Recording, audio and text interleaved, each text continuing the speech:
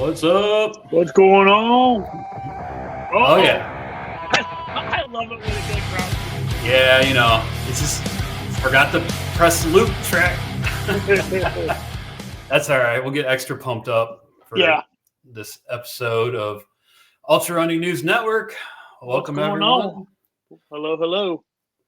How's things in Seabus or Delaware? I heard you had some 50-degree days out there.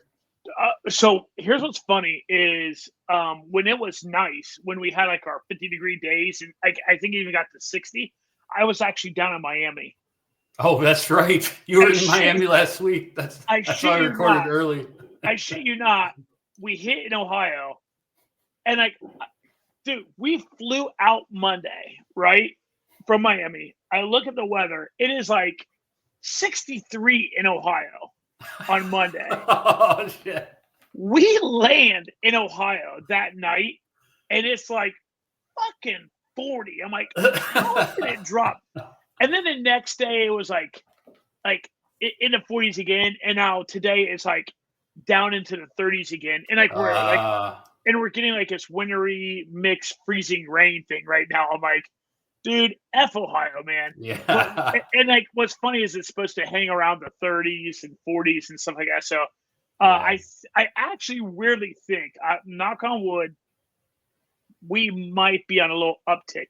Although I say that, and we're supposed to get snow like next Saturday, but that's a next Saturday problem. It sounds like. That's right. I remember living in the Midwest, and you get all those teasers. You know, it's like, dude, I think we're on a good trend here. And then all of a sudden, it's like, it's just ridiculous. But here's the important thing: I ran outside in shorts and like a light jacket today. That's cool. Still rocking the Flux running shoes. Oh, nice. Like, I'm telling you, man, I might be on that bandwagon. I need to order myself. I need to order myself a pair of the trail ones. Yeah, but I'm actually enjoying them. Every time I try new shoes, I'm usually let down. So like, I'm hesitant. I mean, shoes outside of Ultra Lone Peak, so I'm hesitant to try new ones. But I want to find a new shoe that works good for me because you know, I'm just kind of getting tired of Lone Peaks. But I mean, they're the only shoe that works for me. So I really wish like the in normals. Oh, I really wish there was just more information around the kibosh. That I cannot find anything about it. I know I swear you and I have talked about this on multiple podcasts, but there's still nothing out about the drop they have. Oh, okay.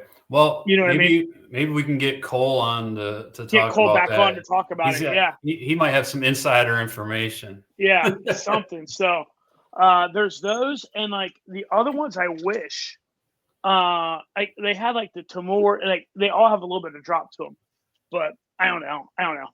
We'll see.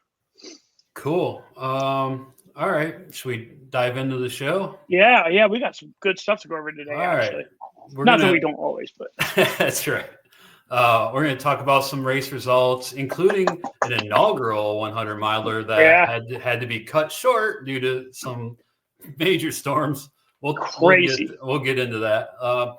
And some of the headlines. We're going to do an update on Karel Sabbe's FKT attempt in New Zealand. Actually, I just saw something on our Facebook page, a post from him that's kind of interesting. And there's a new treadmill record. Talk about that.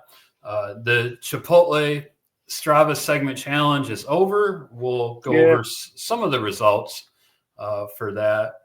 And it was fun following.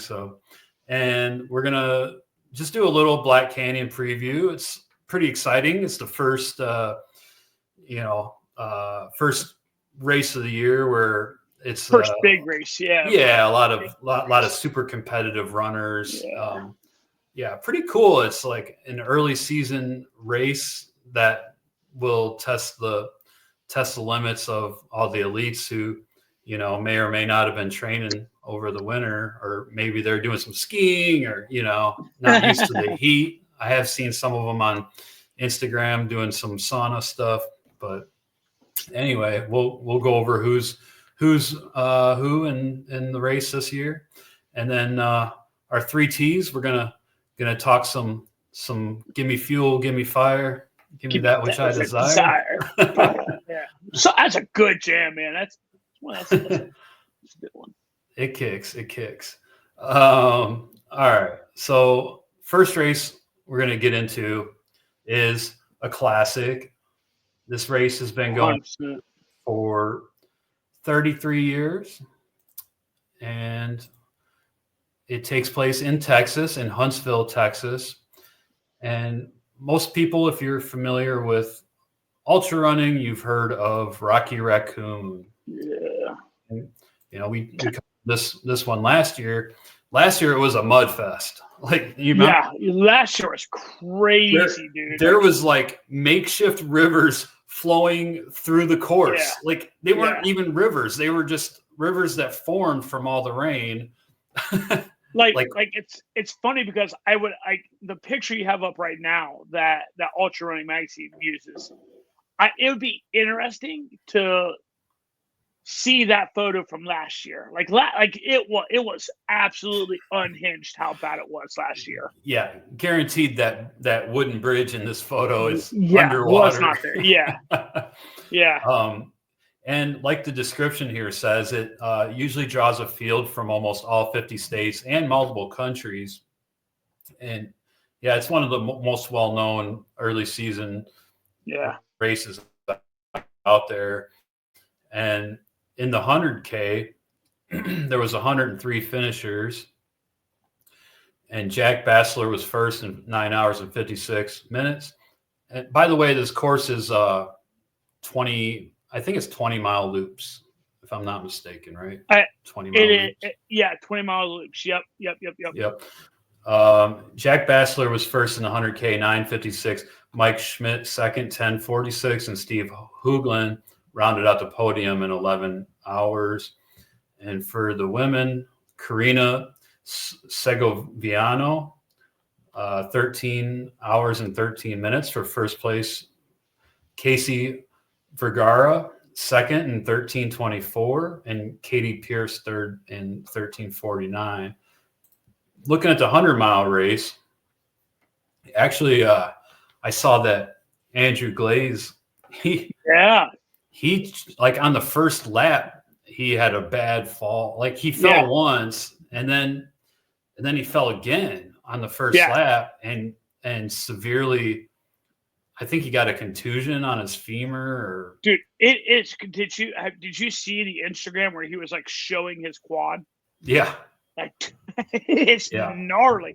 But he, like you said, he fell on like one of the first couple of loops, but he still got to like mile 65 or 75 or something like that. Yeah, it was. I think it was around 60, 65. So he still got 100K knocked out. He still got his 100-mile weekend. Yeah. This week though, like he couldn't even walk on Sunday. Yeah. So, and then he did it like, I think he's got like 25 miles up through yesterday. He had like 25 miles for the week. Yeah. So he's got 75 miles to go from today to Sunday with a bum quad. It'll be interesting to see if he gets his 100 miles this week. He was at the doctor getting some stuff done, but it looked like he's doing like physical therapy on it. Like it looked brutal. Oh God, I couldn't imagine. So Colin McFarlane was first in Rocky Raccoon in 15 hours and 53 minutes. Garrett Nelson second, 16:34, and William Weedman 16:44 for third. And for the ladies, Tatiana Rapinski 18:56 for first, Megan Jackson 19:22 for second, and Lindsay Cascow third in 21:23. So that was Rocky Raccoon. And I think they had a fairly tame year for weather. The trails didn't seem like mud was a factor at all. Yeah, I haven't seen anything that looks even remotely crazy coming out of it. And like this, it's, I don't know, this might be one of those races that's kind of fun to go do. You know what I mean? Especially, like, this would be one of the ones that'd be kind of fun / funny to do with a group of, just a group of friends. Yeah. Because it's a pretty tame trail, right? It's pretty tame. It's not, and there's not too much elevation change. No. And like you said, it's 5 loops, right? So, I mean, you could basically lay everything out at the start finish. Yeah. You wouldn't really, you could get by without a crew for sure. Yeah. It'd be kind of cool. Yep. I agree. If you could train through the winter, through the holidays, that's the tough part. I mean, the good news is it'd be kind of funny because right when Christmas Eve is kind of hitting, it's like taper time. So you're gonna get all big and fat, right? And then you're gonna have the miles to really wear it off. You know what I mean? Right. It's a cool race. Yep, for sure.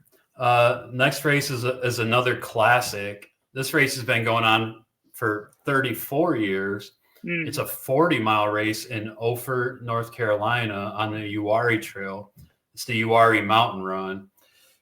This is one race that I heard about, through Ultra Running magazine, even when I was first getting into ultra running. And, it's a classic, East Coast classic. Mm-hmm.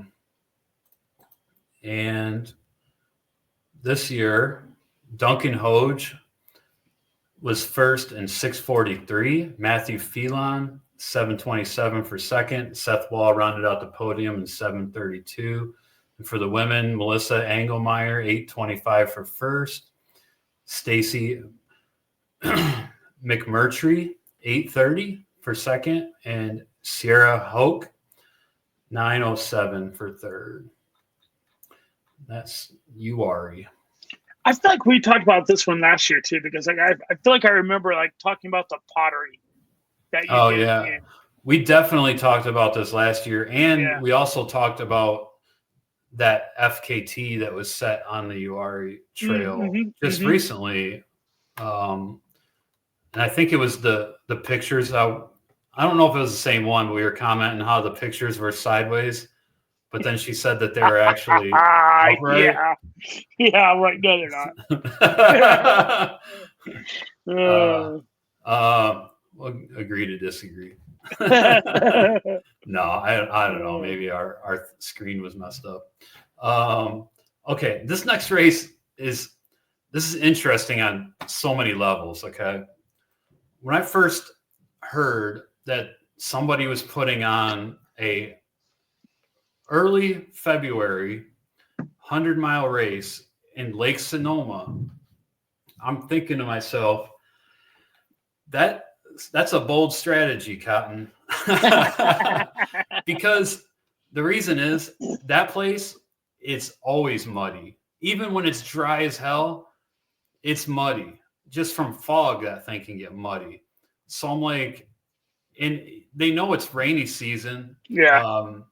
They know it's rainy season. So they had the race there. And it's funny because on the Ultra Running Magazine website, they do list, they make their case.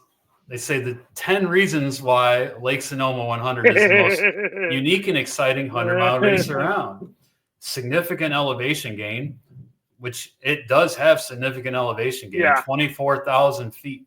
There is a lot of climbing there. There's not a lot of long sustained climbs, but there's really punchy climbs out there. I ran out there one time, and there's some steep climbs. It's very runnable. The trails are nice. It's nice groomed single track and fire roads. They say it's kind of like a party. The runner experience is prioritized, good swag. It's a charity race for the Children of Vineyard Workers Scholarship Fund. Good food, trail shops and run clubs. And this is the good one here. Trail surfing conditions. Rain and mud. Man. You will get muddy. You will get dirty. That's trail surfing. And that's Lake Sonoma in the winter. That is my case in point. A 100-mile running event in the winter is still something new. This will only make the experience more memorable. Aid stations and aid station volunteers will be prepared for the weather As the runner, you must be prepared too. Bring a rain jacket, gloves, and extra layers. The last one is just things to do before and after the race. But yeah, so of course, you know, it was dry all January in the Bay Area. Yeah. And then they got atmospheric river like 2 weekends ago. And then last weekend they got what's called a Pineapple Express. Yeah. And it was raining for 2 days straight. It was actually, there was a record rainfall in San Francisco, a recorded record in San Francisco. And this is just, you know, an hour north of San Francisco. So north and west, I believe. But so anyway, they got hammered with rain too. And the storms took out a temporary bridge near mile 75. The temporary bridge gave way to a raging creek. God. The trails were just, you know, completely destroyed. And so what they did is they reduced the race down to 100K. And I think they ended up calling it after a certain amount of time. But what happened was when they got back to the start finish at a certain point, they only let them run like one hill, I believe.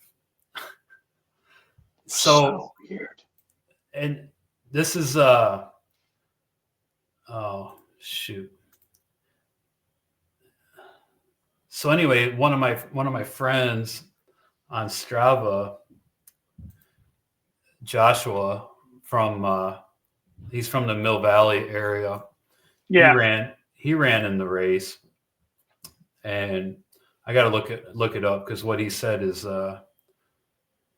it's pretty telling. Okay, here we go. Mother Nature is in charge was his. I hope you don't mind me sharing this. Yeah. Lake Sonoma Sufferfest 100 turned into my truly toughest race in 100K due to severe storm conditions. And this guy's a beast, man. Like, he's like, I think he's like a firefighter, but this guy works out like crazy, and he's a really strong runner. But as he crossed the 50-miler mark, the race director informed him the race is being canceled due to dangerous conditions, and he can only continue on to run a repeat of the steepest climb he did in the beginning of the race. So for 12 miles, he's got to run the steepest climb. Oh my God! So he did hill repeats for 12 miles. Yeah, he did. Yeah, he got 63.23 miles. As much as he was disappointed about not being able to complete the race, he believes they made the right call. He was worried about somebody getting swept away at multiple river crossings and possibly drowning. The conditions were no joke. He dealt with the never-ending rain that created the toughest consistent descents in the sense of flooded, muddy, dangerous trails and multiple dangerous river crossings with water levels up to his chest. Dude, that is crazy. Was fighting hypothermia, destroyed legs, mind saying to him, how the hell am I going to get through the night? Deep pain cave, no way out, heading into mile 50. Only reason he made it out is because of his amazing crew. He goes on to thank his crew. But yeah, so anyways, that and it's funny because the name of the race is in quotes Sufferfest. Yeah. It's one of those ones where, like, are you outthinking yourself? Are you trying to be too, you know what I mean? I was kind of blown away when I first heard they were putting a race on there this time of year, and I guess, you know, whatever the worst case scenario actually happened. Yeah. So as you can see here in the results, the 100-miler was canceled and they turned it into 100K. Dennis Boyk was first overall for the 100K, which I believe some of the front runners were actually beyond the 100K mark. I think I read somewhere that Lindsay Dwyer was at mile 67 when it was called, and she got second in the 100K.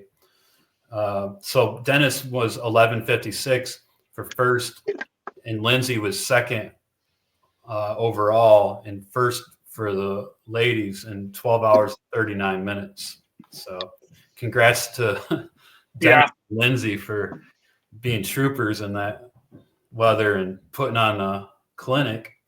Aaron Kubala was second male and third overall, 12:55. Brock Schoen, third male in 13:04. Second place female was Emily Keddy in 13:41, and Kelsey McGill in 14:38 rounded out the podium for the women. If you really think about this, 11:56 and 12:39 for 100K in those conditions with that climbing and stuff, like it's pretty solid. That's pretty stout. I kind of wonder like when the rain started. You know what I mean? Like it was going for 2 days. This was day 2 of the rain. So all right, like that. So that is nuts. That is nuts. Yep. So, yeah, pretty crazy. All right, let's go into another race that's speaking nuts. of crazy. Speaking of crazy, like, Arrowhead. This race doesn't even. Like, I can't even wrap my head around the suck that this race would be. Like, this would just be miserable. So this is kind of like the I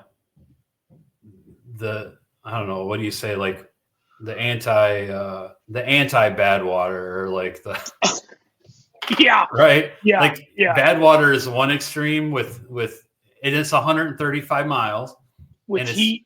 With heat. This is Arrowhead, 135 miles with cold. Yeah. Arrowhead is starts in International Falls, Minnesota, which is way the hell up there, and it goes to Tower, Minnesota, which is also way the hell up there. It goes down a snowmobile trail, so it's pretty, it's pretty fairly flat-ish. But there's only like 1 or 2 checkpoints from my understanding, maybe 3 checkpoints, and runners have to carry all their supplies on a sled behind them. It's also a mountain bike race too. And usually temperatures in the daytime are around like single digits or 0, and it's like -20 to -40 at night. But this year they had some mild temperatures. I think it was around like in the 20s during the day and 0 at night. Bombing.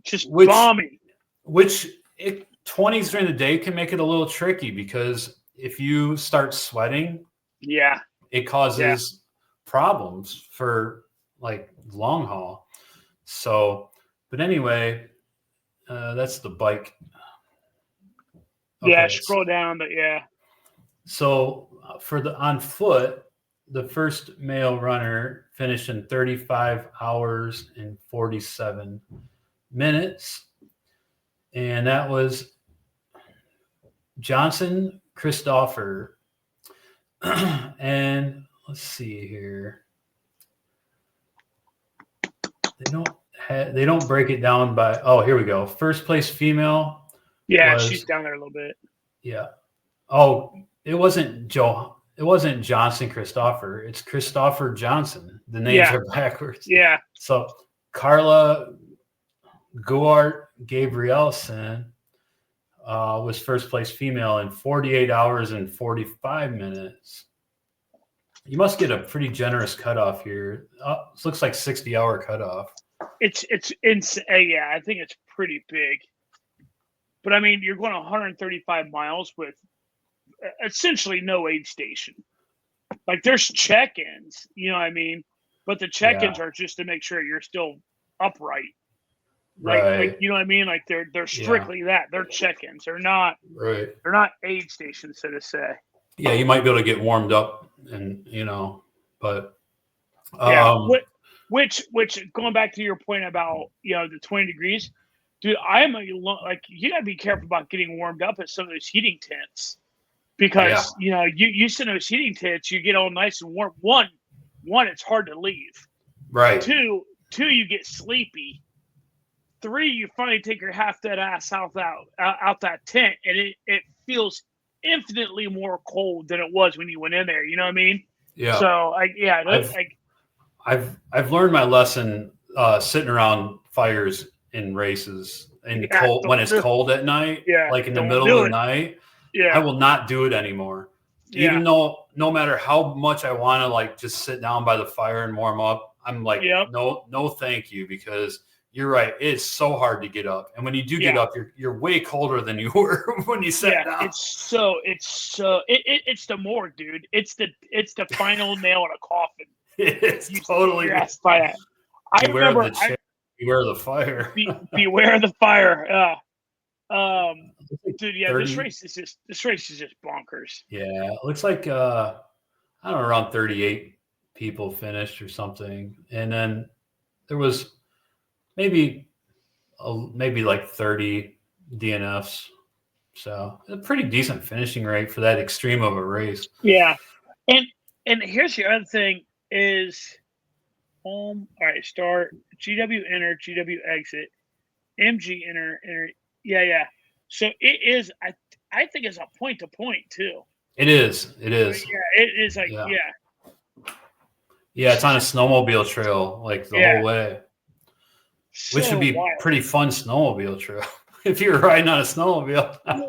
It's funny because like in my head I'm thinking, well, shit, the mountain bike would be kind of fun because you're on those big fat tires, right? Right. That might be kind of fun actually. But then you look at that, dude. The winning time of the mountain bike was like 18 hours or some crazy shit. Yep. The record is 11 something, but it's crazy as hell. 17:54 for the first place mountain bike. Right. So you got to think, you or I go up there and we do that, right? And we have no business being on a mountain bike or a fat tire bike. Right. Dude, look at the finishing time. Look at the last place finishing time on the bike. 57 hours on a bike. Dude, on a bike. What the F? Maybe it was windy. Dude, I mean, like, he might as well walk the motherfucker in. Like, you could have walked him. He probably did.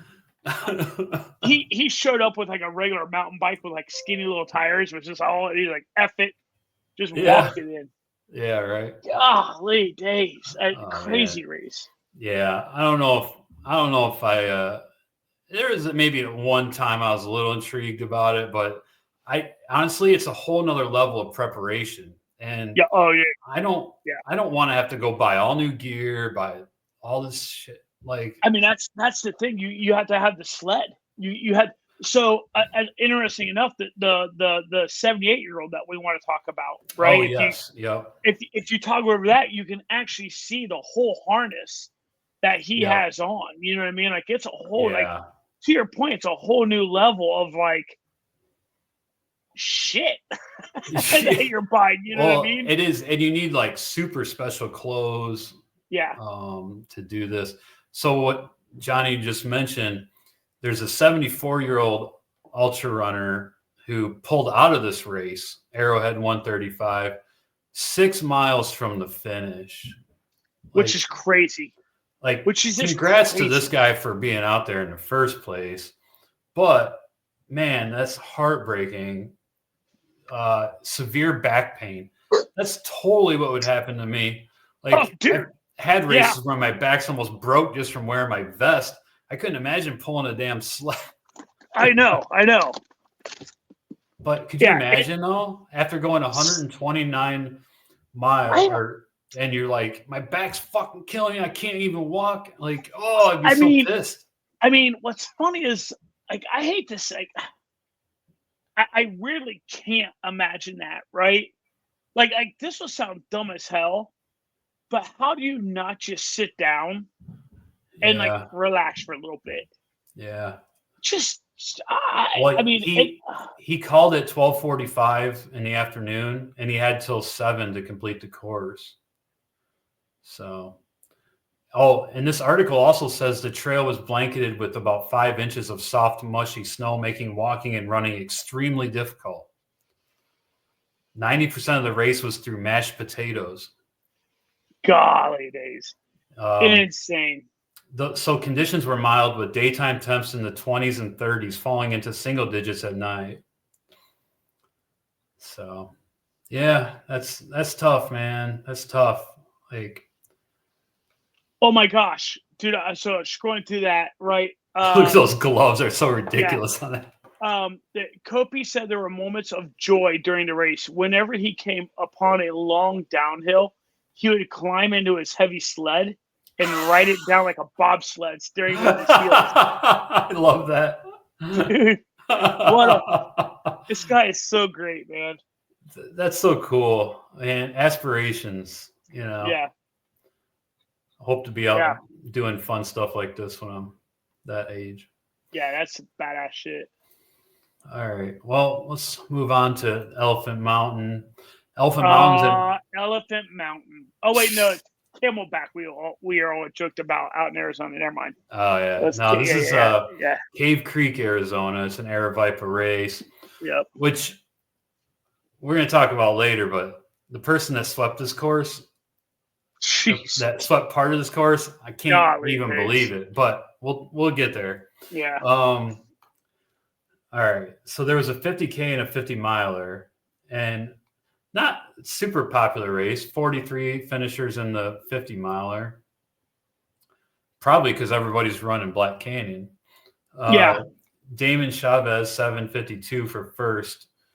Taylor Smith for the ladies in 9 hours and 19 in first and second overall. Matthew Lendick 10:46 for second. Jimmy Bruce 11:05 for third. Second place female Rhiannon Wenstrom 11:22 and Nicole Willard 12:02 for third female. 50K updated course starting 2023. Isaiah Ford first 4:08. Evan Noam Meyer 4:28 for second. Luke Lozano 4:53 for third. Leah Jenth first 5:25 for the females. Hallie Schmittenberg second 6:08, and there was only two women in the 50K. All right, feels like a good race to run too. I'm sure it is. A lot of these, I don't know, is it run in a specific park? Let's see. Tonto National Forest backcountry. And it's like it's a giant, it's a kind of sort of like a giant lollipop essentially. Okay. Like it's kind of cool because you start off low, right? Like you start low, you run up Elephant Mountain, and then just double right back down the mountain. Like you do a loop around the top of the mountain. Oh, okay. And come back down. So it's kind of, it has a gradual climb and a gradual descent. You know what I mean? It's nothing crazy. It has like 6,800 feet of climb. So it's not crazy. Or no, for the 50 mile. Yeah, for the 50 miler. Yeah. Okay. Yeah, that would be, if you had like an early season, like an April 100 miler or something. Yeah, it's a good tune-up race. Yeah, for sure. All right, last race we want to talk about is the Jed Smith. This is they say it's not even a trail race, but there's a few reasons I want to talk about this. It's in Sacramento, California, and it's a very fast, flat loop course, 5 miles long. And it's a mix of paved bike path and dirt road. It'd be fun if you want to like see how fast you can go. How fast you can run a 50 miler or 50K or 50. Yeah. It'd be six laps. Oh, there is a 50 miler too. Yeah, you're right. Oh my God. Oh. But I want to talk about this 50K because this is interesting. Anonymous runners first overall. This is not our unknown runner that is a female who's dominating. This is a male anonymous runner. But the anonymous runner that won this race, 3 hours and 36 minutes, crushed it. Golly, days. Karel Schneider was second in 3 hours and 37. So there was only like less than 2 minutes separating them. And then look who's in third, David Horton. Whoa. Like, yeah, I'm like, dang, he's still cranking. And never mind. We're in top. Yeah, that age group's wrong actually for David Horton. I believe he's in his 60s. Well, it says right there. Roll back up. It says male 60. Yeah. Yeah. Days. So if you look 60s. at his race history, I mean, he was like the first guy to finish Barkley, I think, like the full Barkley. Him and another guy tied. He teaches 60, that class. 60 years old, out there throwing down a sub 4 hour 50K. Dude, that's what I'm saying. That guy he is a beast. Pam crazy. Smith was first for the ladies, and she's a legend in her own right. 3:58. And Beverly Anderson Abbs was second in 4:04, and she's also a legend. It's just all kinds of legends that meet up for this race. Look, there's Bob Hearn. Third place. They just want to go there and like live the glory days and hammer out fast ass runs on hell yeah, like flat ass. Isaac Golage was third for the ladies in 4 hours and 48 minutes. All right, and it is fun if you toggle through their photos. It is like all like it. There is dirt. I mean, there's dirt on the. You know what I mean? There's quite a bit of dirt road. It looks like. Oh, so yeah. By the way, this is a classic race that they're all probably familiar with. It's been going on for 47 years. That's crazy. They were all. Yeah, this kind of reminds me of like that race in San Francisco, the one where they run that 5 mile loop around the Lake Merced. Yeah. Yeah. My bulldog is off somewhere being an absolute menace. If you need to go take care of that, go ahead. Oh, what's funny is I think he's upstairs getting ready to drive my wife nuts because she's trying to go to work. Oh, or she has to go to work the next day. But yeah, it's like I went to their ultra sign up, was toggling through. I mean, like it's funny because it's flat, right? Like it's but it weirdly still looks kind of pretty just toggling through their photos. You know what I mean? Oh yeah, it's a great area. Yeah, for sure. Also, I don't know how we missed this, but shout out to Pete Griggs. Oh yeah. If you're listening, Pete, nice work. He did the Hanging Rock 50K in January 25th. Probably using it as a tune-up training race for his big one in early May. So we didn't talk about that race on the last episode, but just wanted to give a shout out to Pete. He did all right. There's some beautiful photos from that race too that he took. I don't know if you got a chance to see them or not. I just the photos on Strava, but it looks like a really nice race. Hanging Rock, they're really tough too. Dude, everything on that East Coast in that kind of area can be kind of tricky, tough. Oh God, so much technical stuff out there. And it's this time of year, so it's like wet or icy. You know what I mean? Like just. Oh yeah, gross. You never know what you're going to get with the weather. But that's why Pete's a badass and we're not. That's right. He's out there throwing down, and we're just sitting here talking about it. All right. So we mentioned in the last episode that Karel Sabbe's out there in New Zealand doing that Te Aurora trail that goes. It's literally the whole length of New Zealand, North and South Island. And I saw on his Facebook post here, he said the PCT has the High Sierra, the AT has the Whites, the TA has the Richmond Range.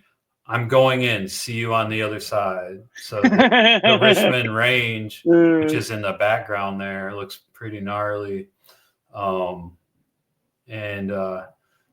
So he apparently crossed over to, I think I saw on Instagram, maybe he crossed over to the south part of the island. Must have been like yesterday. If it was yesterday, he's really moving. Here's where he's at currently. And he's still just a little bit behind where the current FKT holder was. He's 21 days and 12 hours into it. So he's in the South Island. He's maybe like, I'm going to say a quarter of the way done with the South Island. So, or maybe less than that, maybe a fifth of the way done. It's kind of neat because, like, I really like the way his is done because you can, like, here's what's kind of interesting though, like the little icon that's in front of him, right?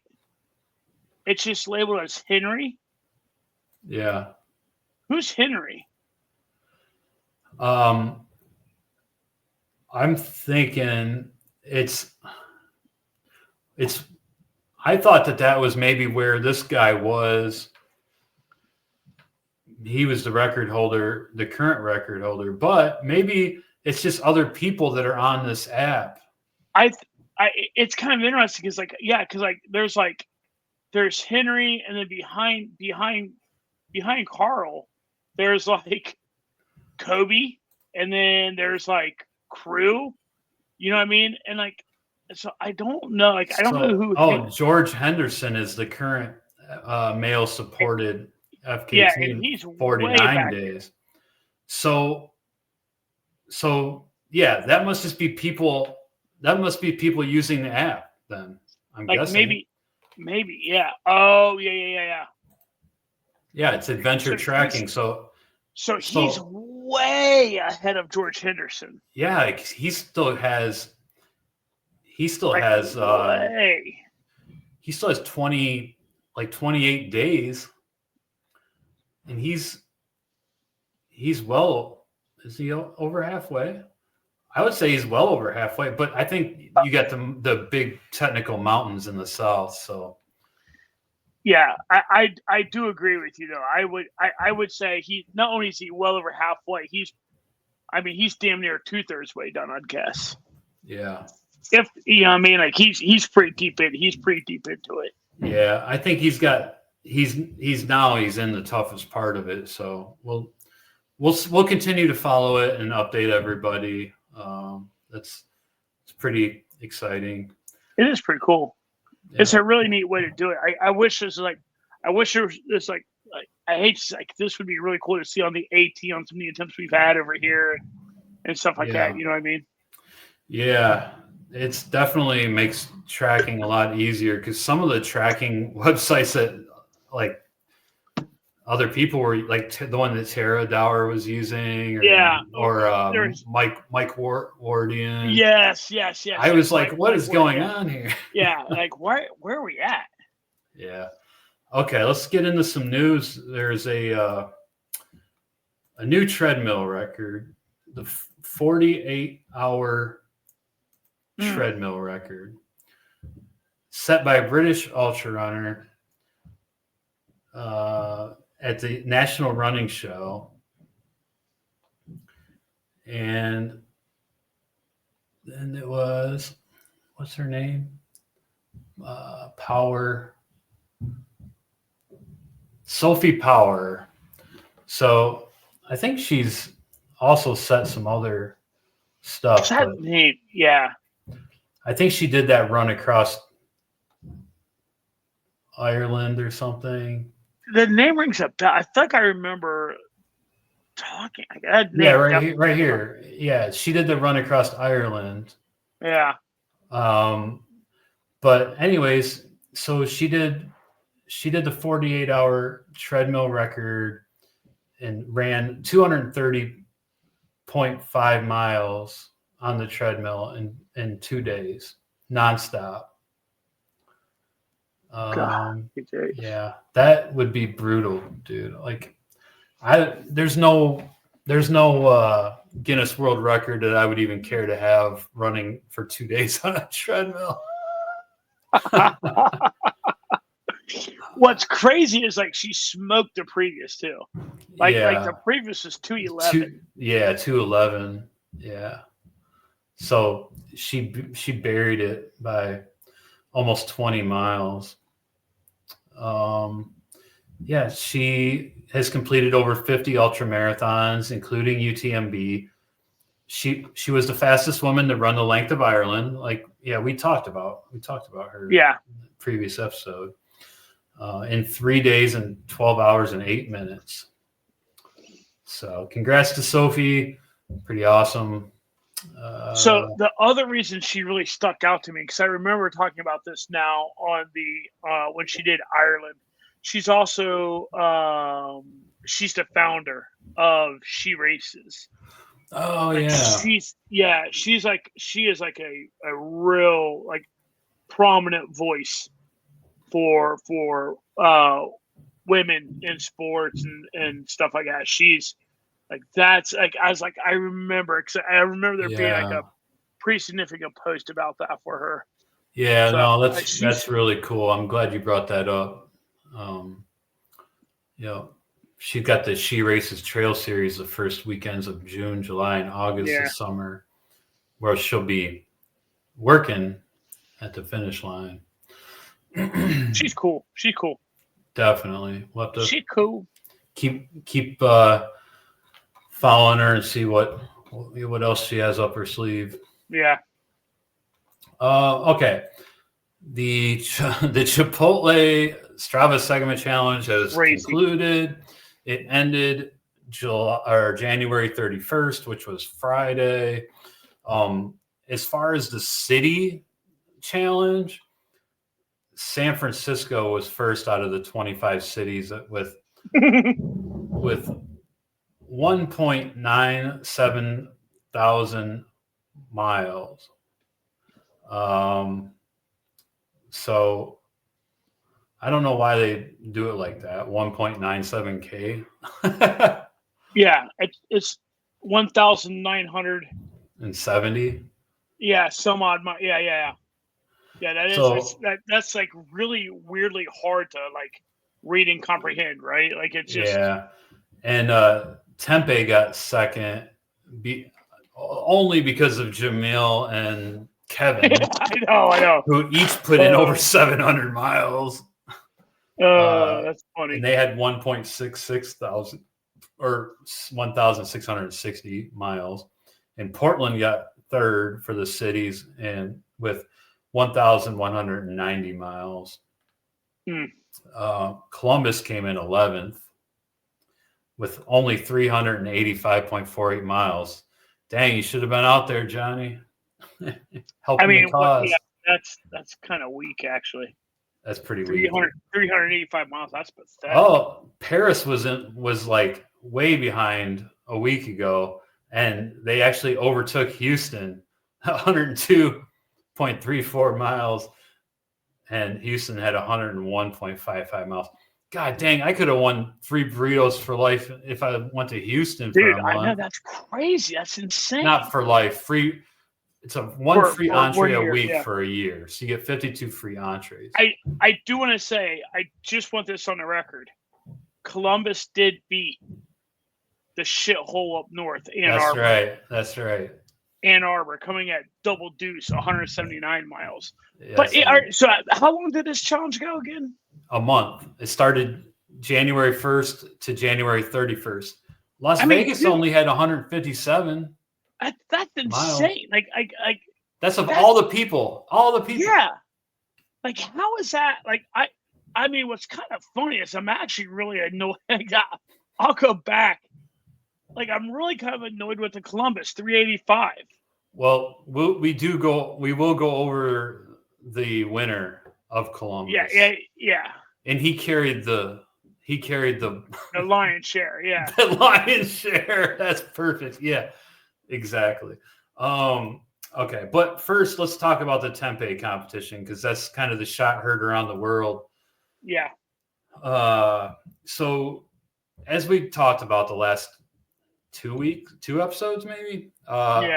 Jam, Jamil Curry, and Kevin Russ, they were battling. Like Jam kind of held the lead for most of the time, but then but it was always really close. Like Kevin was like just catching up to him.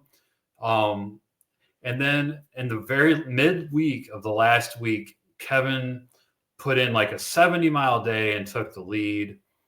And then Thursday morning, so it ended on Friday at 11:59 p.m. And Thursday morning at 6:30 a.m., Jam found out that he was behind. Like Kevin had overtook him. So he went continuous from 6:30 a.m. on Thursday all the way until midnight, like Friday night. So like, a day and a half. And he put in 130 miles in that time.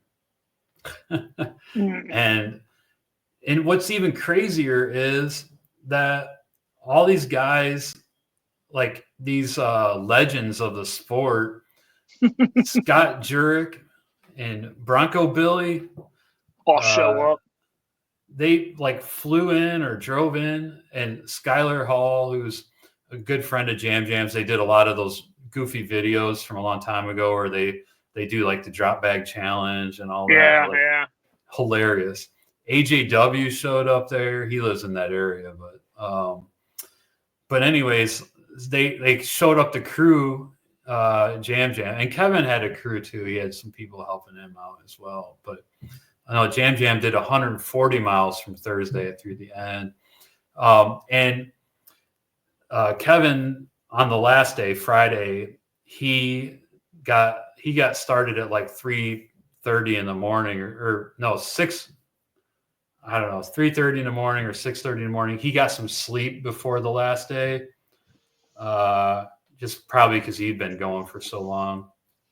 And that sleep cost him, because at the end, when they downloaded their mileage or whatever, their segments, Jamil was first to reveal that he had 2,014 segments, and Kevin's then uploaded and he revealed that he had 1,982 segments. So very close, right? This is only a 0.22 mile stretch. So it was literally like 32 segment difference, which, that equates to like 6 miles. Yeah. So Jam won. But it was so fun to follow. Like it was fun. You and I were texting about this. Is it a hot take to wonder, like, why did Jamil need to go? Like, what, like, do you think that's just like that's just him being like an overly competitive person? Is that him just like truly just like, shit, this will be fun? Like, I wonder I wonder if you get into into Jam's head, I wonder what it is that prompted him to do that. You know what I mean? Like, I think, that's a great question that you brought up. And I honestly think at first, this is my opinion, I'm not basing this on anything, but I honestly think when he first started that it was just for fun. Like, oh, this is cool, and like, you can kind of tell because they both were just putting in 15 miles here, 20 miles there. And as the month went on, it started ramping up. Like it was going to all extremes. So, at some point that competitive, he's a competitive dude. He's a great runner. Yeah. And he's very driven in everything he does in life, like his business is, he's just very driven. So, it was his competitive juices kicked in at some point. I'm guessing, and and he went for it. And Kevin was the same way. Like, I don't think Kevin is a normal dude either. You know what I mean? Yeah, right. Like, I would guess Kevin is a normal dude in the same way that who's the possum that has well over 100 miles finished? Has ran Columbus Marathon for just ever and ever and ever and a day. Who am I trying to think of? Little dude runs with bells on for bears. Yeah. I'm assuming Kevin is the equivalent of him to us. Yeah. Right? Where you're like, oh, it's just him. But right, you're like, right. oh well, yeah, just him is like a fucking anomaly. Like this is like, God bless me. It is driving me nuts. I can't think of his fucking name. It's not Roy Hager, is it? No, not Roy Hager. Ron Ross. No, not Ron. Doggone it, man. That is driving me nuts. Anyways, yeah, I know what you're talking about. But Pete Griggs, like one of the guys will list this and be mad that I couldn't come up with his name. Anyways, yeah, it is. It's really kind of cool. It's an interesting thing. I do agree. I think Jamil probably was like, haha, this is funny. And then like Kevin probably did something. He's like, well, hell, you know what I mean? And then those two probably just like, you're putting those two people in together and it just goes, you know what I mean? Yeah. And there was like nobody even remotely close. A lot of people did it though. 50 people. Oh no, 229 people did it. One person, Vicky Yang, had 378 segments. I think she was probably third. Yeah. And I didn't go through all of them, but anyway, nobody else was close. But to be that close is pretty damn cool. On the note of Kevin, and on the note of the race we talked about a little bit earlier. Yeah, Elephant Mountain. Yeah. So the day after the challenge, right? Yeah. The day after the challenge, pull that one up real fast. The day after the challenge, Kevin sweeped 11 miles of the Elephant Mountain race, and so that's what he did the day after. I wonder now if Kevin's out there sweeping that, right? If Kevin's out there sweeping that, was Jam at the finish line handing out medals? I don't think Jam made it to Elephant Mountain. He was messed up. He was, dude. I saw a reel or a story where it was like him walking to an elevator, and the dude can't move his right ankle. His knee was like really swollen in the last days. Yeah. To the point where he was like pushing on it, and it was like it looked like a golf ball or something. Yeah, it was crazy. Yeah. And yeah, it was his birthday on the last day too. He turned 40 years old. Oh, here it is. Elephant Mountain course sweep. And some of the comments on that are like, and it wasn't like just 5 miles. It was like 11 miles. Yeah.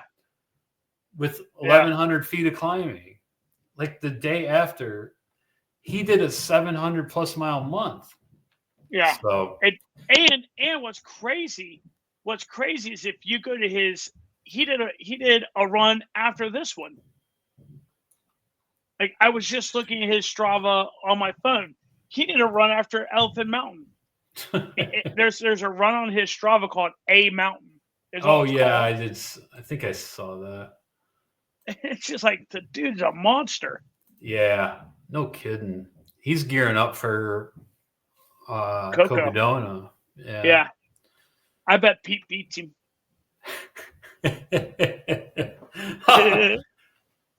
Shots fired. We need to hit Kevin up. We need to slide up in Kevin's DMs. Like, hey, saw hey what man, you did. You got to beat this guy, Pete. Yeah. Just like, hey, I saw what you did at the Chipotle challenge. That's all cool and everything, but there's this guy named Pete Griggs coming from Ohio. He told us that he's going to scuff your ass up in Coconut. He told us he's going to drag you and run you like a dog.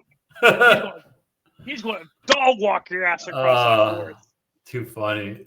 And here's Jam Jam's shoes that he wore. Like, I got to try to get back to the beginning of this because it's funny. Well, I don't know how you can restart it, but yeah.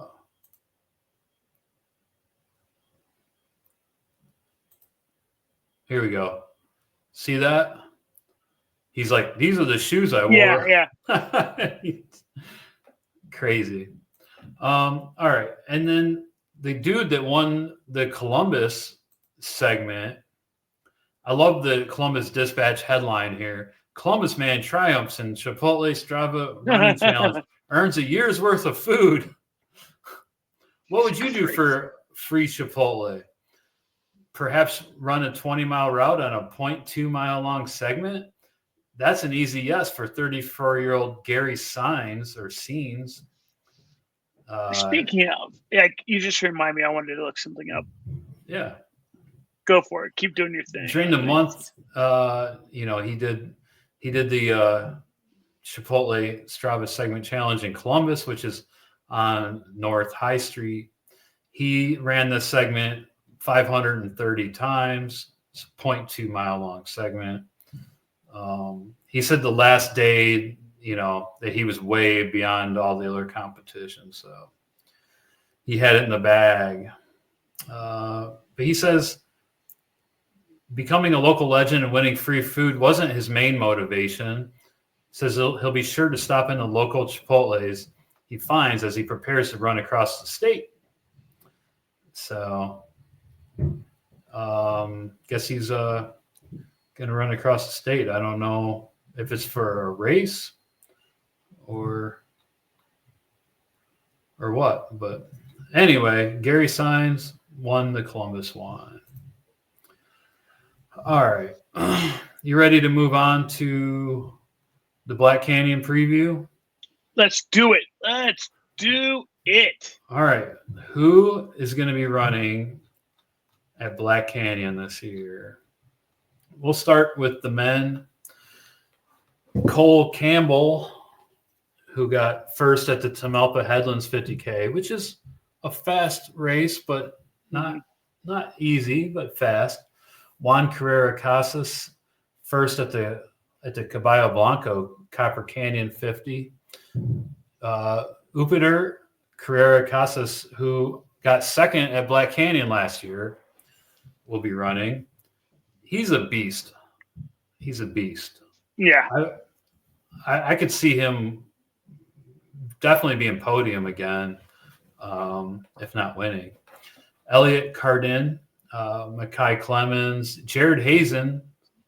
Jared Hazen is like, he was so fire like early in his career, and then I don't know if he's dealt with injuries or what. He just kind of, he's still doing good, but just hasn't gotten over that hump of winning some of the big races. He was fourth at the Ultra Trail Cape Town 100K. It's tough. Eli Hemming was first at OCC last year. Craig Hunt, fourth at Black Canyon last year.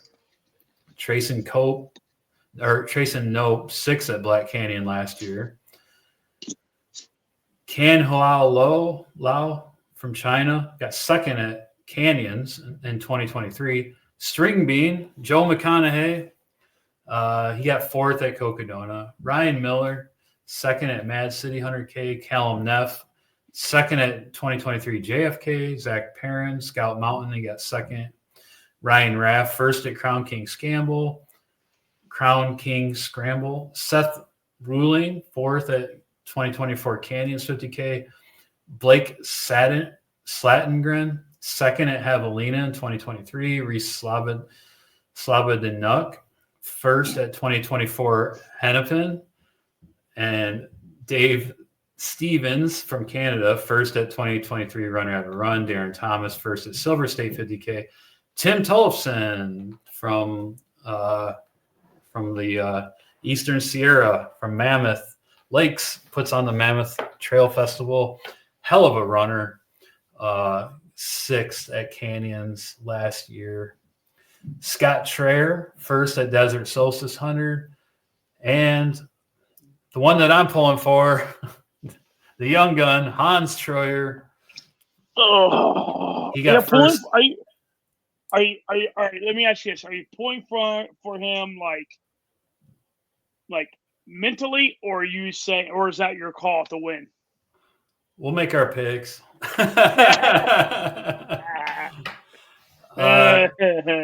I honestly haven't even given it much thought, but I should get my notebook to write this down. And then finally, Canyon Woodward, who got first at Canyons 100 mile last year.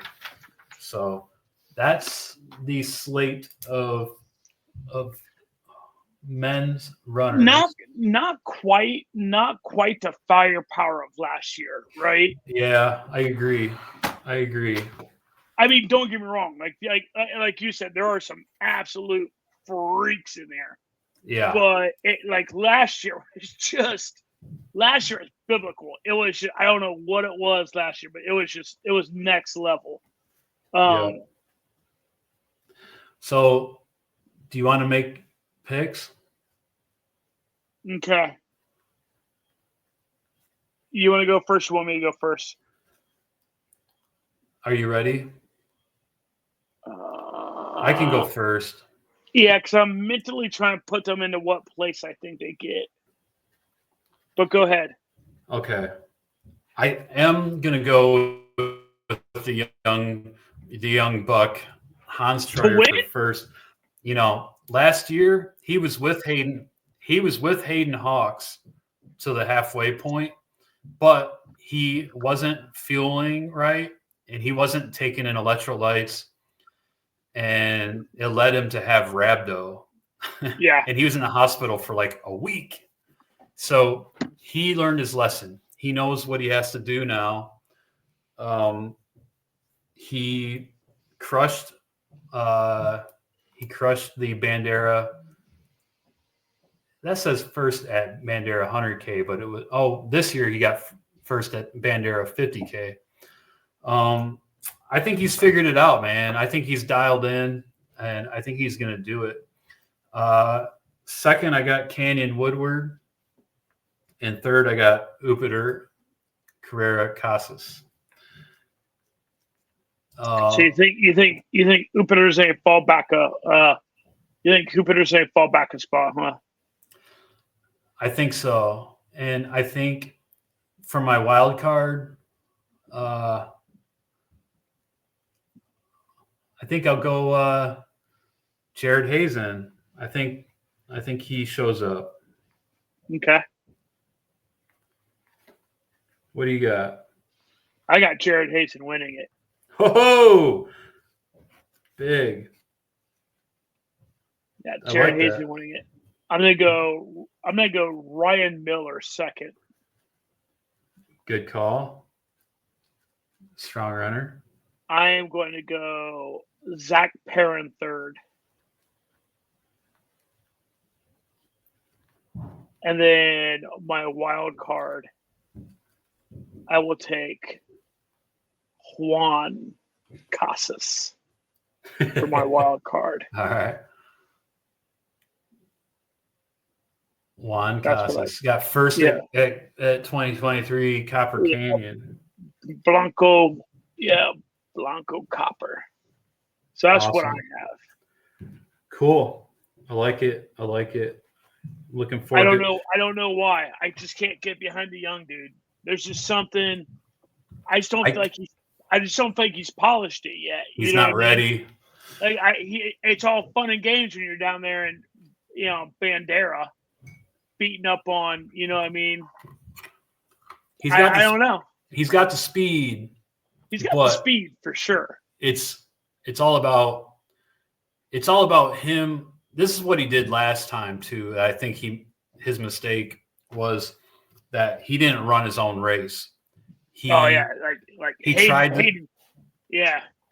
to hang with Hayden the whole time, and it burned him in so many ways. But this year, I mean, Hayden is a really seasoned runner that was there last year.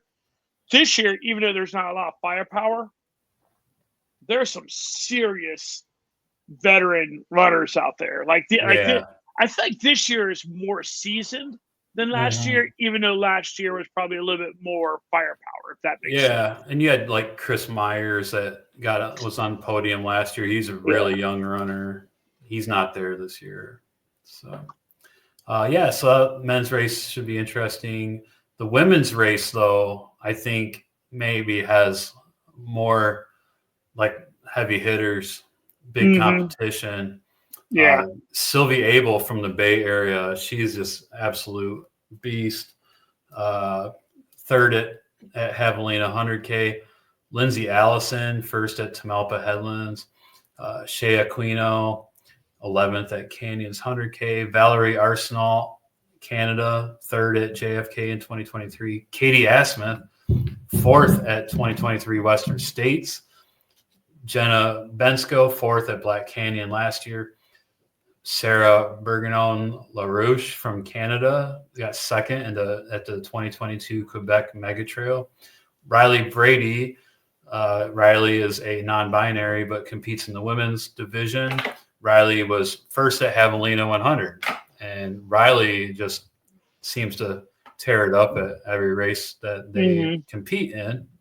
Aaron Clark, fourth at Javelina. Mary Denholm, second at JFK. JFK is a good indicator for this race, right? It's like not too much climbing. It's a fast race. And then you got Tara Dower, who was first at Umstead overall. It'd be hard not to put her on the podium. Although she did Black Canyon last year. I think she was top 10, but I don't know exactly. Can't remember what place she got. Abby Hall, third at 2022 CCC. Annie Hughes, who was she's young, but she won Leadville, I think, in her first 100-mile attempt a couple of years ago. Third at Hard Rock in 2023. Heather Jackson, first at Javelina 2023. Nicole Lawton, fourth at Run Rabbit Run. Heather Jackson, she might make a good run in this race. Sawyer Magnay, first at Hurricane 100K. Emily Mann, Canada, first at Run Rabbit Run. Christina Mascarenas, first at McDowell Mountain. Jane Mao, second at Javelina. Lauren Peretz, third at Black Canyon. Aroa Seal from Spain, third at Canyons. MK Sullivan, who's an awesome runner, second at Canyons 100K. And Devin Yanko, a veteran, first at Coldwater Rumble 100-mile. Hard not to put her in the top 5. Yeah. So. All right. You want me to go first? Yeah, go ahead. All right. First off, I love MK's name. Like, I'm sure she hears that joke all the fucking time, but like, I love her name. All right. This is my order. First to podium, or first to like honorable mention or like wild card. Give me Riley Brady to win. Good pick. So here's where I get a little conflicted, and I know like I'm gonna go ahead and take Tara Dower to take second. I'm a little worried about that pick. She's an East Coast runner. I know she moved to Colorado. Yeah. Just recently. Very recently, because I remember seeing like Instagram posts of her still running out east. And then it's crazy, like how long does it take to recover from an FKT attempt like she did? So anyway, she's my number 2. I'll still take her for second. Yeah, I'm gonna take Sylvie Abel for third. Abel, and then that's a great pick. And then my wild card is Abby Hall. Like, dude, you take third at Triple C, and I gotta throw you into the wild card.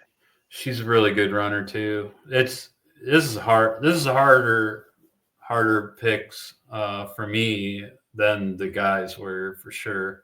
Yeah. Yeah.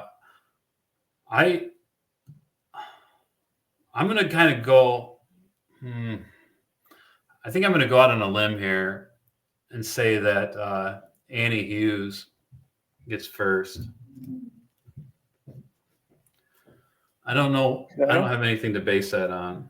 It's just a feeling. I mean, the fact that you take third at Hard Rock, right? And then yeah, we believe she won Leadville one year. I mean, like it's not bad, right? Like it's not bad.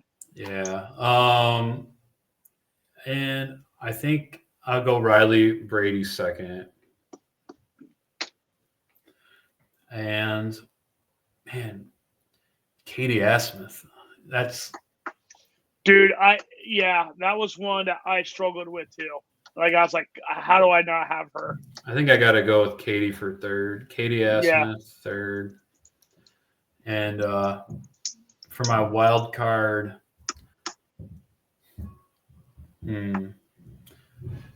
yeah, I kind of want to do Sylvie, but I think I'll pick Tara Dower for the wild card. There you go. We got some overlap there. You know, it's kind of funny. You had mentioned that JFK is a good, kind of like a indicator, right? Yeah, good gauge. Yeah. What's kind of funny is the year we ran it. Remember, there was the woman who, what is her name? There is a woman from Grandview, Ohio, that won JFK, smoked JFK. Oh. And then went out and DNF'd. And then we've actually talked about her a couple times afterwards. Yeah. She's actually done. And we discussed like, oh, she's really, really, really, really, really good at 50 miler and below. Sarah Beal. Sarah Beal. Sarah Beal. Yeah. She is and so like, it's kind of funny because now I'm like, oh, because like, had she held true for me, then I'd be like, well, maybe I look at Mary, maybe like you said, like maybe I do look at like JFK, but now I'm like, well, Sarah, you know what I mean? Like, which is just like insane to like, well, one person. So yeah, right. Yeah, so maybe it's not a good indicator. And Sarah Porter Hammy, you know what I mean? Like Sarah just like, oh, I'm not doing well. Like she pulled a hamstring at Black Canyon. So that explains it. yeah. All right, let's Greg Trapp. Okay, I wouldn't have remembered that, but good call. Greg Trapp is the possum version of Kevin out there. Of Kevin Russ. Yes. Just always showing up. He's just, I don't know, he's a normal dude. Like, no, he's not. Greg Trapp's a freak of nature. You know what I mean? Yeah.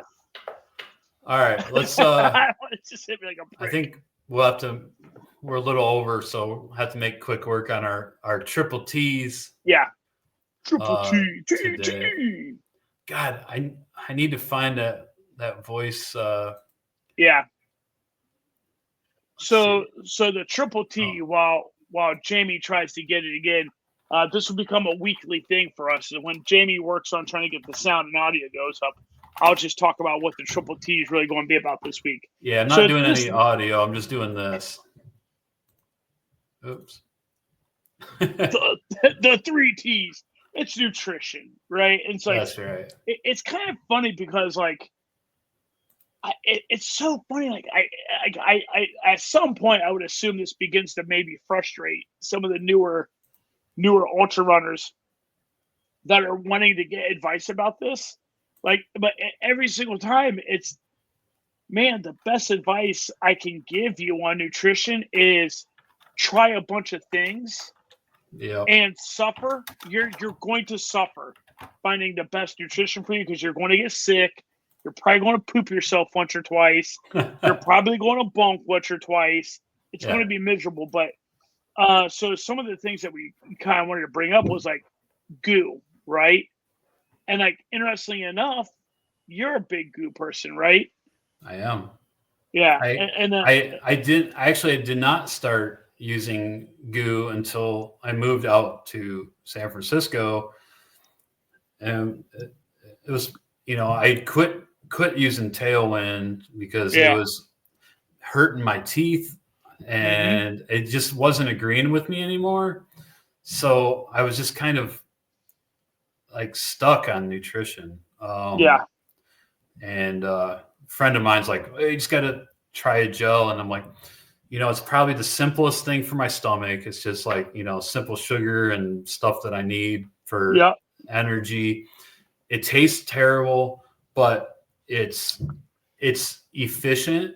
It's small. I can carry it in my pack. I can down 100 calories in like, less than a minute. Yeah.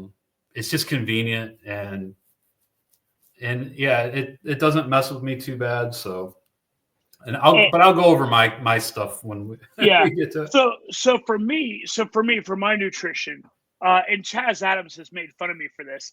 I will bust out a full on ass turkey sandwich on the trail. Like for me, I like to have food. Yeah. And so I will pack a full on ass white bread, turkey like slice, and artificial fake ass American cheese. Yeah. And I'll have a whole sandwich. And I usually will do that. Whatever my run I'm doing, I'll try to do it halfway. And then I'll support from beginning to middle and then middle to end with like for the longest time I was a Spring Energy runner. And it's funny because like, and now all of a sudden it kind of makes sense why like there was a solid 2 years from God bless, like I'm having a really hard time. But I agree with you. Tailwind doesn't work for me. Tailwind, I really enough think Tailwind's too much salt and too much sugar. It's too much sugar for sure. I swell up like my hand, like all the veins, my ring that you can see how easily my ring comes off. That thing is super glued on my hand. It's crazy how bad I swell. Yeah. I do like Tailwind as like a very, very light. Like I don't use it as my sole thing. Like I use it as like even like a third level kind of thing. Yeah. Gels though, some of the gels I've used I really like. I do like even now I still like Spring. Chaz Adams has me lightweight hooked on Untapped.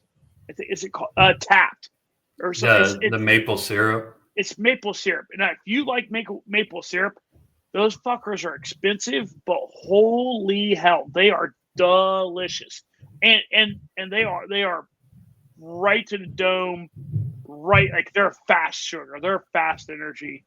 I really like those, and then the other one, as long as you like honey.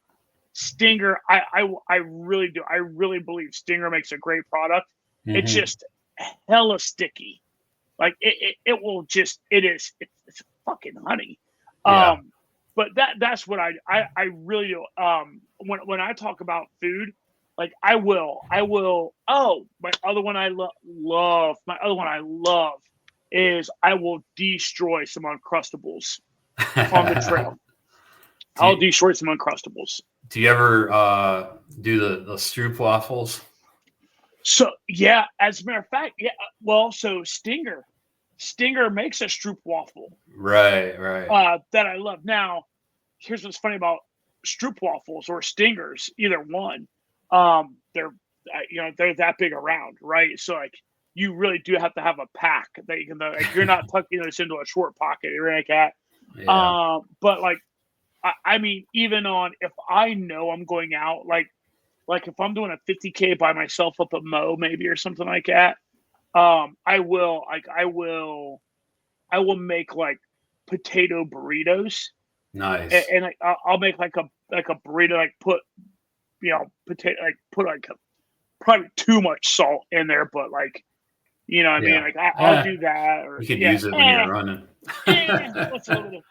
So those are the things that I like to do for fuel. I really do. I highly encourage people to try to fuel as much as possible on real food, like real food. Yeah. guacamole, avocados, fruit, shit like that.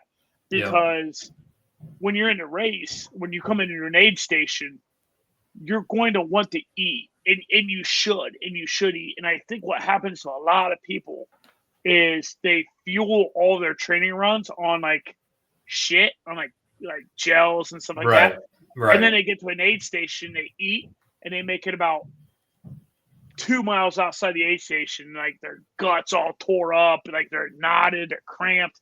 So, anywho, that's mine. Let's hear a little bit about yours. Yeah. So when I first started running, I didn't have any rhyme or reason to it, but I do have a digestive condition, and I've never puked. Like I've never, knock on wood, I've never like gotten sick and puked like a lot of people do. But like if I eat too much food or the wrong food, my digestive system will shut down. Like it won't process, and like my colon, even in 100 milers, my colon's gotten inflamed, ischemic colitis. So I have to be real careful with what I eat, and I have to eat a little bit, a lot, right? Yeah. Like, if I eat like a whole burrito or something in one setting at an aid station, my side is going to hurt like so bad. And my colon is it's just going to cause inflammation. You know, my body just can't handle it. So I try to supplement with gels, like as my gels are like my primary. Also those Ritz peanut butter crackers, they come in like a 6-pack. They're super light. I think there's like 120 calories for 6 of them, or maybe 200. I can't remember, but they're really light. So I carry those in my pack, and those are good for like a savory, snack. Cause and from my experience, whatever you're craving is what your body needs. If you're craving something savory, your body needs salt. Yeah. If you're craving something sweet, you're low on sugar. It's like you gotta listen to your body when it comes to nutrition. And it's easy to overdo it. I would say don't eat too much, but try to eat often. Because when all that blood is going from your digestive system, your organs, it's all going to your legs because there's so much stress on your legs. Your digestive system is not working as good as it normally would. So it has trouble. That's why, sometimes like even when it's hot out and people eat too much and then they drink and their body's not processing the liquids or the food, it just sloshes around in their stomach. It makes them sick. Your body's under stress. It can't handle food and liquids like it normally does. Well, some people have like iron stomach digestive systems. They can just mouth pizza and all kinds of shit, get away with it. But most of us, we have to be conscious of it. But so I primarily use the GU gels. Usually the raspberry, there's like a raspberry, I can't remember, raspberry lemonade or something. And then a salted watermelon. Those are like my go-to. Ritz peanut butter crackers. At aid stations, I'll eat peanut butter and jelly. I'll eat chips. I'll eat potatoes. The best potatoes I ever had was at Mountain Lakes this year, or end of last year. It was instant mashed potatoes. And they were so good, dude. I was like sitting in that chair like, oh my God. And that was at mile like 80 something, So I was just like completely wasted, like sitting in the chair, like, fuck, these are the best potatoes I've ever had. They're like instant.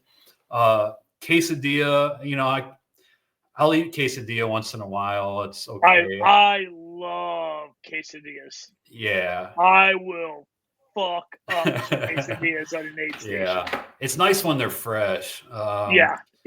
And then, I used to drink Coca-Cola, but that messes with my stomach too. So I found that I think there's maybe too much carbonation and the syrup's too thick. But I have found that Mountain Dew does agree with me for drinking pop at an aid station. So I do drink Mountain Dew. And like I said, I just have to be real careful. I don't want to underfuel, but it's better for me to underfuel than to overfuel. So I'm just careful about that. But yeah. On the note of upset stomachs, real fast, and since we're talking about upset stomachs and we're talking about fueling and stuff like that, it is kind of funny because like I do enjoy me a good soda, like a Coke or Mountain Dew at an aid station. Yeah. But if you ever have, for all you new folks out there, just in case you don't know this, if you ever have upset tummy and you need to feel better pretty quickly, ginger ale at an aid station is next level, worldly awesome. The other thing is you can find like candied ginger, like real, like. Dude, I was just gonna say. And heed my warning. It is a nibble off from the corner. It is don't pop that whole effing thing. What? Otherwise, I always eat the whole. No. I'm not talking about the little thing that comes in a wrapper itself. I'm talking about real candied ginger. You can't eat the whole thing. Oh, not real ginger. Oh, okay. I'm like, well, get out of here. You've never the ginger chews. No, yeah. I'm talking about these. Like the thing I'm talking about is like yellowish and kind of big and like kind of like all weird like shaped. Oh, like actual ginger. Like from the ginger root itself. Like I'll have to find a picture. I have to find. No, I know what ginger is. I use it in cooking. No. I'm talking about the thing that I have. Like I don't know where Jen found it. Like I think she found it just at like I think she found it at like Whole Foods. Okay. And like I remember her giving it to me one time, and I'm like, pop, and like it lit me up. And she's like, yeah, you're supposed to just take bites of it. The other thing I do want to give, you're talking about using goo a lot, right? I will say this. Goo probably has the best variety of flavors of any of the gel companies out there. Yeah. Like they have a insane amount of flavors. So that is kind of They are a little they taste a little chemical like, but they're not going to upset your stomach. Well, maybe some people, but it's probably the lesser of the evils if you can suck them down. Oh, and you always have to take water when you use a GU gel. You always got to drink water afterwards. Yeah. But these are the ginger chews that I get. Yeah. I get the mango ones, and I get these the original, and then mango is really good too. Okay. Yes. Okay. Here I am. They grab this. Actually, here. Let me. Give me the screen. I'm going to show you. And then we got to wrap up after this because we are running hella long. I know if you're still here, thanks. Share screen, candy ginger. I am talking about these little boogers right here. Oh, wait. Boop. There you go. Oh, it's not coming. Oh, wait, I need to add it. There you go. These little guys. Oh, crystallized ginger. Yeah, dude, they are. Yeah. Yo, you pop a hole in those. So they put extra sugar on those? Yeah, I think they just can't. Yeah. That looks good. They're great. You nibble on them, though. Nibble on them. Yeah. All right. There you go. Cool. All right. Well, thanks, everyone, for hanging in there if you're still here. We look forward to following Black Canyon this weekend. It's always a fun race to follow. The live stream is just bonkers good. So look forward to talking about it on the next show. So, all right. Anything else? That's it. See everybody next week. Have a great one. Be safe out there. Yep. See you on next one.